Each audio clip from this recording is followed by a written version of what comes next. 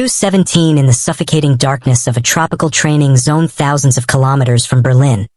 A silent line of elite soldiers slipped beneath dripping jungle canopies, while thermal drones scanned the darkness above.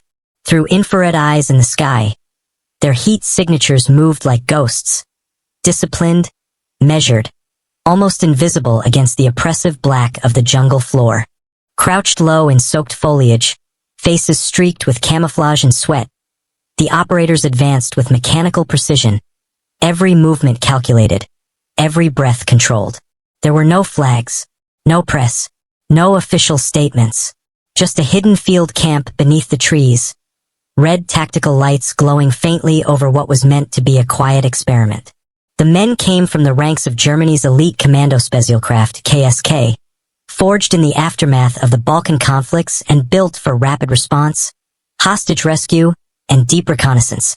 The drills they were testing drew from Russian doctrine, methods shaped by airborne forces and special-purpose formations under the Spetsnaz umbrella, refined through decades of hard operational experience.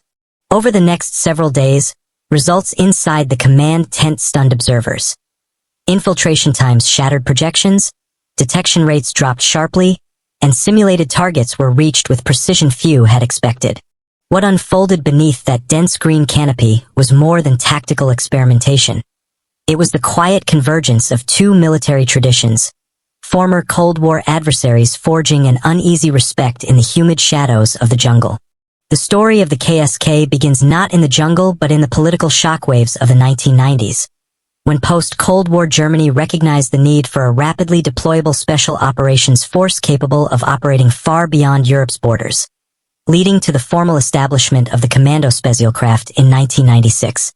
From the outset, the KSK's doctrine emphasized precision, discipline, technological integration, and NATO interoperability, a force engineered for calculated efficiency within a structured Western military framework.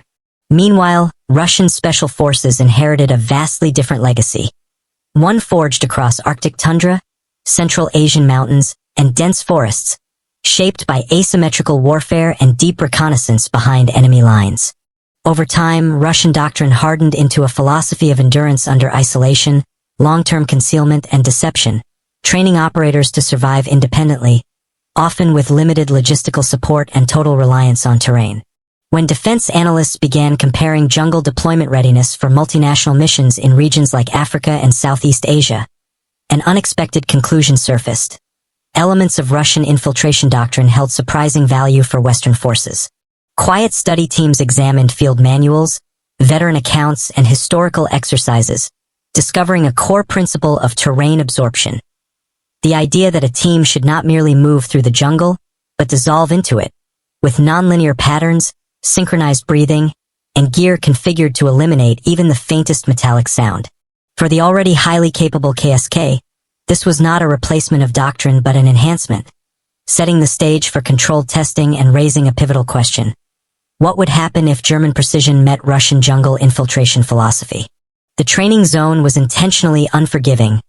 Thick humidity warping optics, insects clinging to exposed skin, and ground shifting between swampy mud and tangled roots, ready to snap an ankle. Every step forward felt contested by the jungle itself. The mission parameters were simple in theory but punishing in execution. Infiltrate undetected across a multi-kilometer jungle corridor, bypass thermal surveillance, evade simulated patrols, and reach designated targets within strict time windows, all under advanced sensor simulation. The Russian model drills introduced a radical shift. Instead of tight formations optimized for communication, operators moved in irregular spacing, fracturing their thermal signatures and disrupting aerial pattern recognition with randomized pauses. Radio silence evolved as well. Communication relied less on live chatter and more on pre-briefed contingency matrices, subtle gestures, and disciplined restraint. A low-signature approach that initially felt counterintuitive to tech-integrated KSK operators.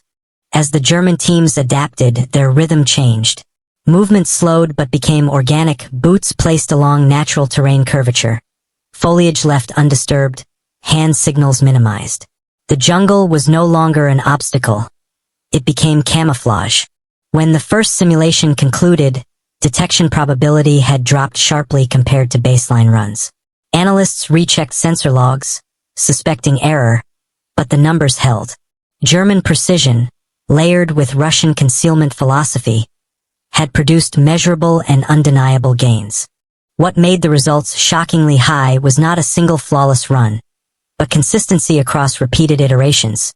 Drills conducted under shifting humidity, varying drone altitudes, and simulated electronic interference, yet producing objective completion times faster than projected. Observers noticed a deeper shift. With less reliance on constant digital feedback, operators leaned into terrain reading, scanning bark texture, ground slope, canopy density, rediscovering a more instinctive form of situational awareness. The Russian-style dispersion reduced cognitive overload. Spaced farther apart and freed from tight formation rigidity, teams moved with adaptive fluidity, heightening flexibility without sacrificing coordination. During one demanding simulation, a forced satellite blackout eliminated electronic support entirely. Navigating by analog maps and terrain association alone, operators maintained acceptable completion times, proving resilience under communications denial. For analysts, the lesson extended beyond the jungle. In contested electromagnetic environments where technological dominance can be neutralized, doctrine emphasizing independence becomes a strategic asset, transforming the humid training ground into a preview of modern battlefield realities.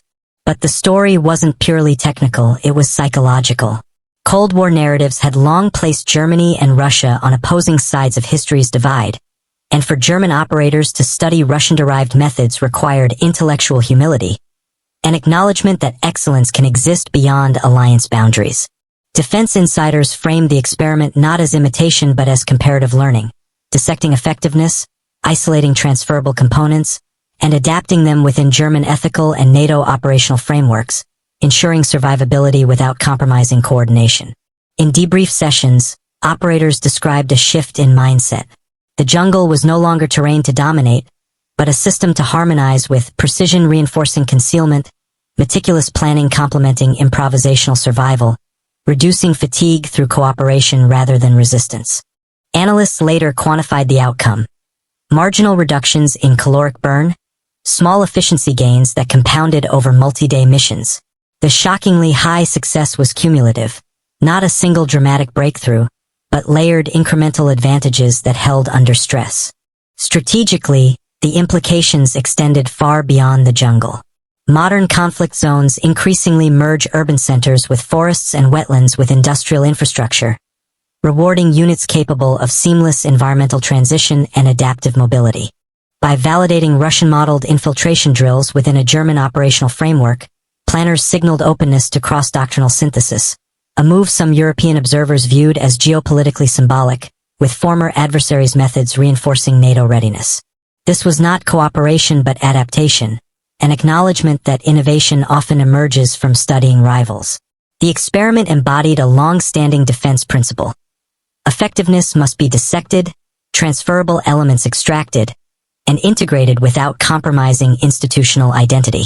Ultimately, the jungle became a neutral arena where performance outweighed politics. It underscored an uncomfortable truth. No single alliance monopolizes tactical brilliance. Excellence evolves wherever rigorous training meets harsh conditions. During night phase simulations, thermal drones equipped with advanced analytics scanned the jungle canopy, attempting to detect movement anomalies, while operators deliberately adopted irregular rhythms designed to defeat pattern-based detection algorithms. KSK teams internalized the philosophy by altering stride length unpredictably and staggering rest intervals asymmetrically, fragmenting their thermal signatures until they blended with ambient wildlife movement, making human heat increasingly difficult to distinguish from larger fauna. When analysts reviewed the heat maps, the shift was clear.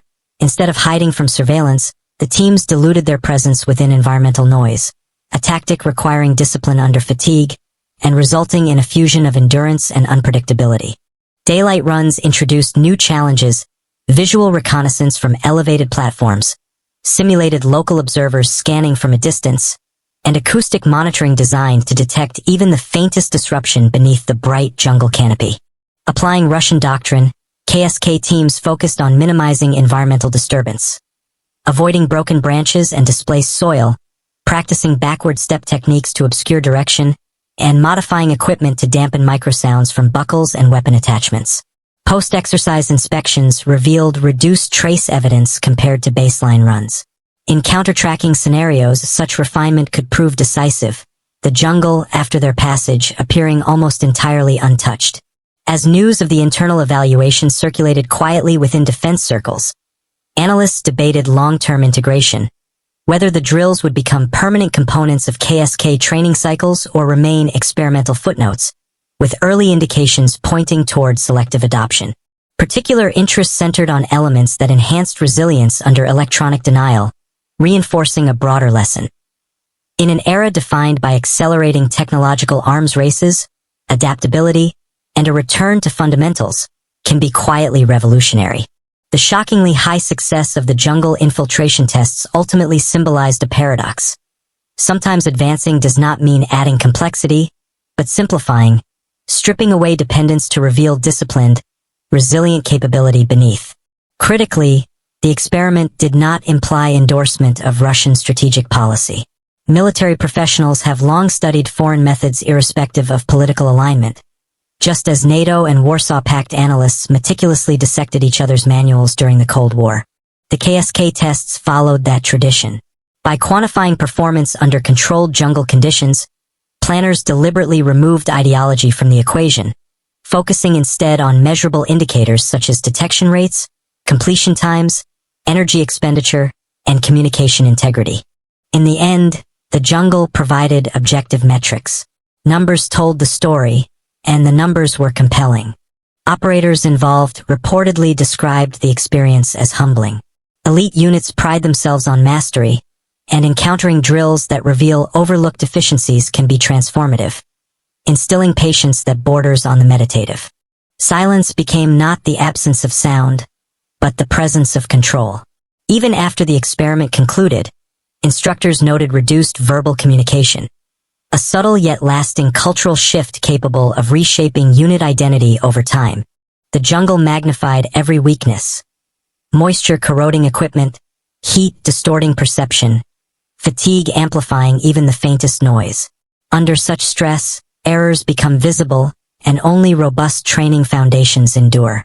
While international observers might frame the tests as tactical competition, the deeper truth is continuous professional learning. That German operators integrated foreign model drills so effectively reflected not rivalry, but baseline competence reinforced by disciplined resilience. The broader narrative points toward future conflict landscapes. As climate patterns shift and global interests expand into equatorial regions, jungle proficiency may become increasingly relevant, demanding adaptation beyond traditional tempered environment doctrines.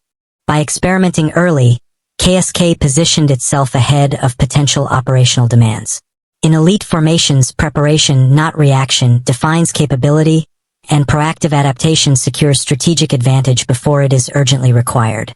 Ultimately, the shockingly high success of the tests reaffirmed a timeless military truth: adaptation beats rigidity. Whether in the forests of Eastern Europe or the dense humidity of distant jungles, survival favors those willing to evolve. German precision and Russian concealment philosophy, once symbols of opposing blocs, intersected in a quiet experiment that transcended politics. In the green shadows of the training ground, effectiveness was the only currency that mattered. And so the image lingers, a silent line of operators dissolving into foliage, unseen not because technology failed, but because human discipline prevailed beneath the dense canopy. The jungle closed behind them, leaving no trace, only data points and hard-earned lessons that may quietly shape future operations in ways the public will never fully see. If this deep dive into elite tactics kept you on edge, tell me where you're watching from in the comments. And for more gripping documentary stories about special forces, hidden experiments, and the strategic chessboard shaping our world, make sure you like the video, subscribe, and turn on notifications so you never miss the next story.